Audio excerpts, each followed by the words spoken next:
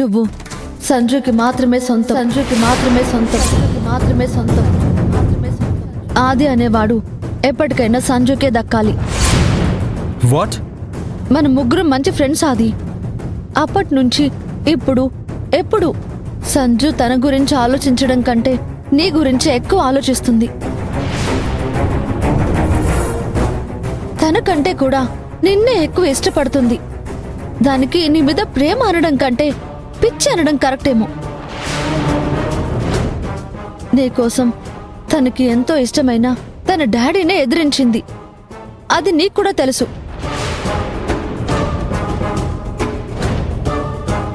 అవసరమైతే ఆ దేవుణ్ణి కూడా ఎదిరిస్తుంది. నువ్వంటే అంత పిచ్చి తనకి. నువ్వు సంజు జీవితమాది. నువ్వే దాని సర్వస్వం. అన్ని ఆశలు పెట్టుకున్న సంజుని కాదని నువ్వు వేరే వాళ్ళతో ఉండడం కరెక్ట్ కాదు. ఆది ఎప్పటికీ సంజుకి మాత్రమే సొంతం. ఏమైంది పవి నీకు?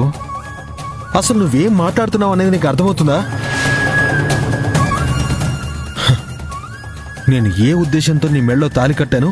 అసలు నువ్వేం ఆలోచిస్తున్నావు?